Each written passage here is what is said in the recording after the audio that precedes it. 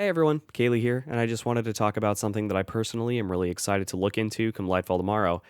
Two-tailed fox has been pretty bad compared to other rockets for a long time, for one reason or another, and Bungie announced in the Season 20 weapon tuning preview that the weapon will be getting a much-needed change as well as a catalyst. Adding Scorch to the solar rocket and potentially adding a third arc rocket with Jolt or Blind seriously makes me curious what Two-tailed could be capable of going into the new expansion. A personal gripe I have with Two-tailed is that it both fires and reloads too slow, but that problem can partially be remedied with the Strand Fragment Threat of Ascent. This looks to be something like half of Demolitionist and will massively benefit something like Two-tailed, so expect a build when Lightfall drops surrounding that fragment and Two-tailed fox. Today, though, I will be doing a little bit of damage testing and we'll be looking at damage per ammo as well as total damage throughout a full ammo reserve. Before any testing is done, under the assumption Two-tailed does get a third rocket, in addition to that additional rocket doing the same damage as the other two, I think that Two-tailed will be among the best damage per ammo of the rockets tested. Now, let's move on to the actual testing, which will be done on Void Titan in a well using Frieza as our punching bag. Two-tailed fox does 11,606 on impact and 40,666 explosive per individual rocket, coming out to a current damage per ammo of 104,554 on Frieza. If we add a potential third rocket, based on adding the assumed catalyst from before, we come out to a potential catalyst damage per ammo of 156,816. With a base 8 total ammo, current Two-tailed total damage comes out to 836,352, and the potential catalyst total comes out to 1,254,528. Keep in mind, this calculation does not take ignition, scorch, or jolt damage into account, which could make this number a decent amount higher if the assumptions made about the catalyst are correct. Now, with that damage in mind, I'm going to test a couple different rocket launchers utilizing Boss Spec and Gjallarhorn to get an ideal damage number in a raid or dungeon scenario.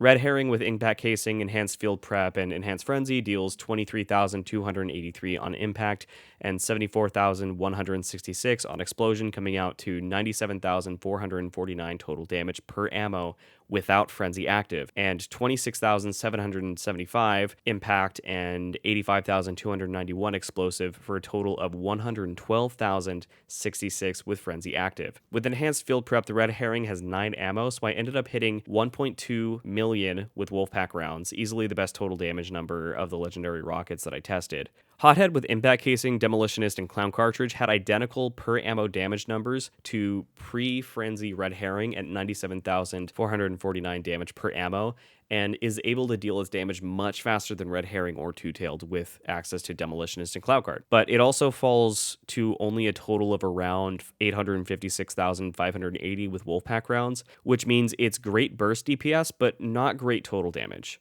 Roar the Bear with Impact Casing, Demolitionist, and Lasting Impression ran 19,242 impact damage and 84,280 explosion damage for a total of 103,522 damage per ammo. With Wolfpack rounds, that total comes out to around 946,200. Bump the Night with Impact Casing, Demolitionist, and Chill Clip also had the same impact and explosion damage of both Red Herring and Hothead, but Chill Clip seriously increases the DPS with Wolfpack rounds, and the total damage comes out to around 1,008,810.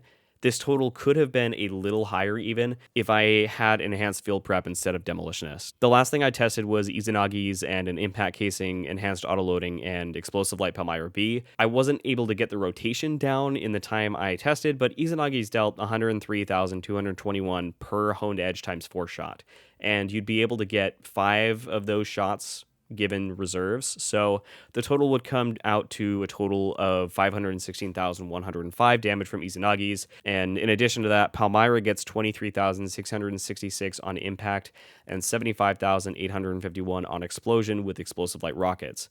Given 6 of the explosive light rockets and 1 regular rocket, which deals 19,048 on impact and 60,681 on explosion, Palmyra's ideal total damage would be 676,831. Combined combo damage would be around 1,192,936. This is great damage, but at the same time, you are also working really hard compared to Red Herring or Bump in the Night, possibly even Two-tailed fox if the assumptions made here are correct. It is effective, but I would only recommend this if you enjoy this combo loop already. Looking at all the testing, I'm optimistic that Two-Tailed Fox will become a good option at the very least. I was surprised by Red Herring and think that my Bump in the Night absolutely could have done a lot more damage had I crafted mine with Enhanced Field Prep. My main takeaway, though, is this. Keep your eyes on Two-Tailed Fox. It could be worse than I think. It could be better.